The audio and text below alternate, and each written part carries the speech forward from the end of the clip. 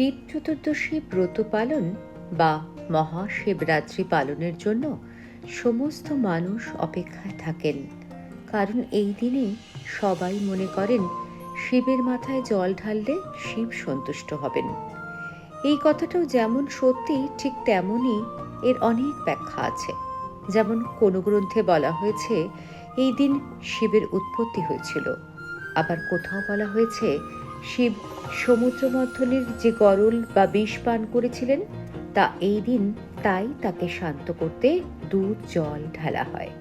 আবার কোথাও বলা হয়েছে এই দিন সতীর মৃত্যু হয়েছিল এবং তিনি তাই উগ্র রূপ ধারণ করেছিলেন, তাই তাকে শান্ত করতে পুজো করা হয়। আবার অনেকের মতে এই দিনে পার্বতীর সাথে তার বিবাহ হয়েছিল। তবে যাই হোক, এর একটা সুন্দর তাৎপর্য রয়েছে, কারণ শিবরাত্রি আর মহাশিবরাত্রির মধ্যে তফাৎ তো থাকবেই। প্রত্যেক মাসে 14 তারিখ শিবরাত্রি পালন করেন অনেকেই, কিন্তু এই মহাশিবরাত্রি হয় কেবলমাত্র ফাল্গুন মাসের চতুর্দশী তিথিতে, অর্থাৎ অমাবস্যার ঠিক আগে, তাই একে মহাশিবরাত্রি বলা হয়। তবে 2026 সালের মহাশিবরাত্রির দিনটি পড়েছে 15 ফেব্রুয়ারি। নমস্কার বন্ধুরা, আপনাদের সঙ্গে রয়েছে আমি নিপা। আপনারা দেখছেন গডলি গ্রেস। তবে গডলি গ্রেসের সঙ্গে যারা যারা যুক্ত এখনো হননি, এরকম সুন্দর সুন্দর গল্প জানার জন্য অবশ্যই যুক্ত হয়ে যান আর সাবস্ক্রাইব করে পাশে থাকা বেল আইকনটি অন করে রাখুন, যাতে আপনারা সমস্ত নোটিফিকেশন সহজে পেয়ে যান অল বাটনটি ক্লিক করে। আর যদি ভালো লাগে ভিডিওটি, তাহলে অবশ্যই সবাইকে শেয়ার করে দেবেন, কারণ এই ভিডিওতে জানাবো এমন কিছু তথ্য যা অনেকেরই অজানা। যেমন প্রথমে শিবরাত্রির সময় জল ঢালার শুভ সময় জানিয়ে তারপর আপনাদের জানাবো শিবের ত্রিশূলের গুরুত্ব, তার তৃতীয় নয়ন কিসের প্রতীক, তার গলায় কেন সাপ থাকে, তার পিতামাতা কারাই বা। এছাড়াও জন্ম সংখ্যার তারিখ অনুযায়ী এক একজনের এক এক মন্ত্রের দ্বারা পুজো করার বিধি। সমস্ত কিছু জানতে দেখুন সম্পূর্ণ ভিডিওটি। মহাশিবরাত্রির রাতকে আধ্যাত্মিক উন্নতির জন্য অত্যন্ত গুরুত্বপূর্ণ মনে করা হয়। এই রাতে জেগে থেকে সারা রাত শিবের পুজো করলে বলা হয় মানুষের মনের অন্ধকার বা অজ্ঞানতা দূর হয় এবং সুখ শান্তি বৃদ্ধি পায়। 2026 সালের মহাশিবরাত্রিতে সর্বার্থ সিদ্ধি যোগ এবং শ্রবণ নক্ষত্র এর এক বিরল সংযোগ তৈরি হচ্ছে। জ্যোতিষশাস্ত্র অনুযায়ী এই শুভ যোগে পুজো করলে বিশেষ সুফল পাওয়া যায় এবং জীবনের সব বাধা দূর হয়। 15 ফেব্রুয়ারি 2026 বিকেল 5:04 মহাশিবরাত্রির শুভক্ষণ তৈরি হয়েছে। 16 ফেব্রুয়ারি 2026 5:34 এর সমাপ্তি ঘটবে। তবে এর মাঝখানে সারাটি সময়কে 4টে প্রহরে ভাগ করা হয়েছে। সেই 4 প্রহরের সময়সূচি জানাই আপনাদের। প্রথম প্রহর সন্ধে 6:11 থেকে 9:23 পর্যন্ত। দ্বিতীয় প্রহর 9:23 থেকে 12:35 পর্যন্ত। 16 ফেব্রুয়ারি তৃতীয় প্রহর 12:35 থেকে 3:47 পর্যন্ত। চতুর্থ প্রহর 3:47 থেকে 6:59 পর্যন্ত। সকাল এবং বিকেলের টাইমগুলো যেভাবে দেওয়া রইল সেভাবে পুজো করলে পুজোর ফল পাবেন। তবে শুভ সময়টা এবার বলি। রুদ্রাভিষেকের শুভ সময় হলো 15 ফেব্রুয়ারি বিকেল 5:04 থেকে পরের দিন সকাল 6:59 পর্যন্ত। এই সময় রুদ্রাভিষেকের অত্যন্ত শুভ সময় বলে বিবেচনা করা হয়েছে। যারা গডলি গ্রেস দেখেন তারা জানবেন শিব পুজো কিভাবে করতে হয়, কারণ এর আগে অনেক বারই শিব পুজোর বিধি নিয়ম বলে দেওয়া আছে, সেগুলো দেখে নেবেন। একইভাবে শিবের পুজো করবেন। তবে এবার জানাই মহাশিবরাত্রির ব্রত ভাঙার সময়।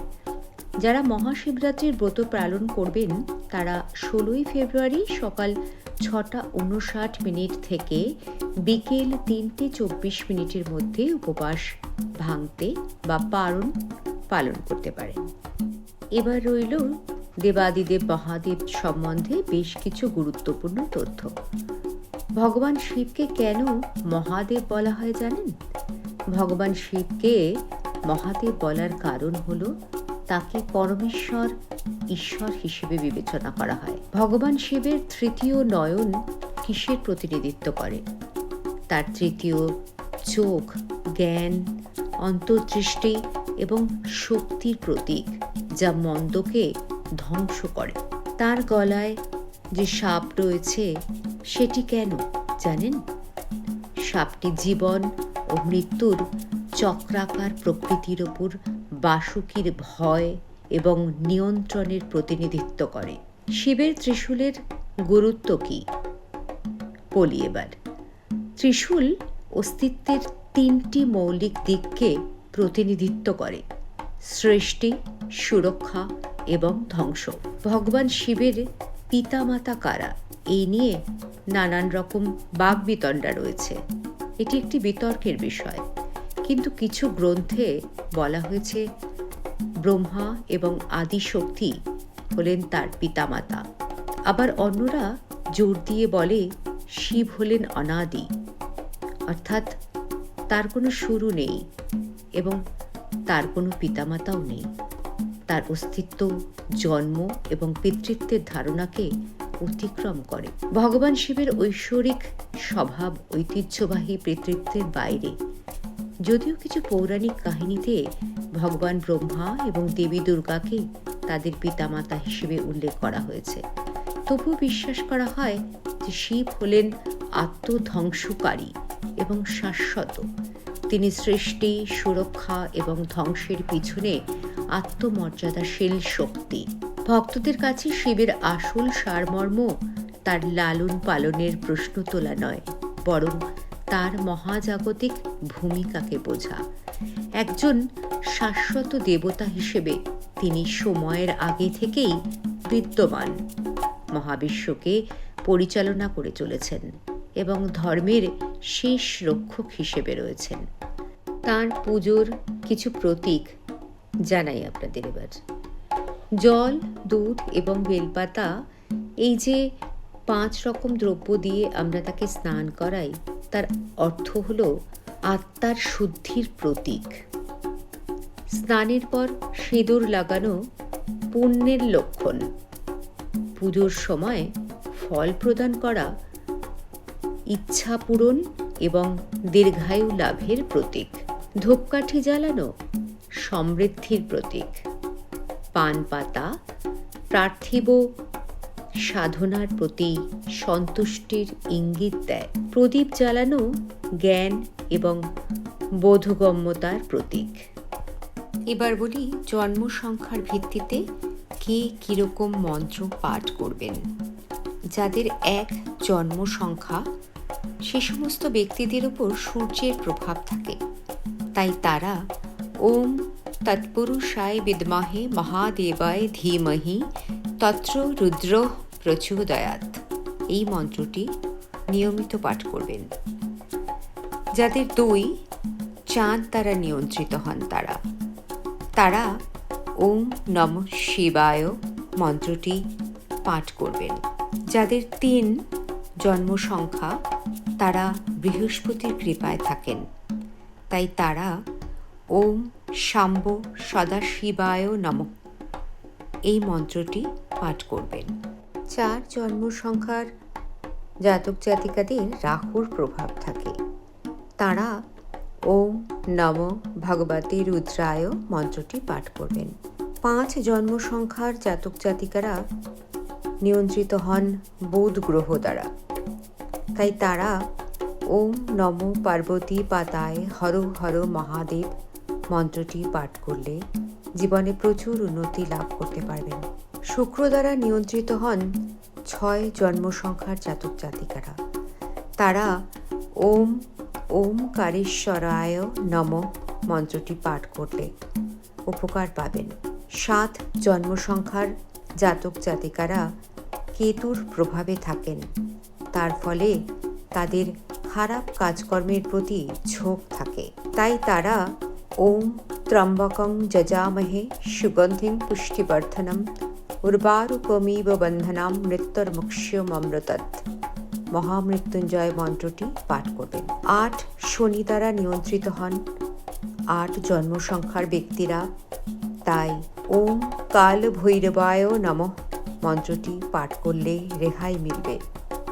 9 জন্মসংখ্যার জাতক জাতিকাদের ওপর মঙ্গলের প্রভাব থাকে, এরা সাহসী হন। তবে ওম বীরভদ্রায় নমঃ মন্ত্রটি পাঠ করলে ভালো ফল পাবেন। আর যারা নিজের জন্মসংখ্যা জানেন না, তারা ওম নমঃ শিবায় নমঃ বলে পুজো করবেন এবং সেই মন্ত্রটি সারা রাত পাঠ করবেন।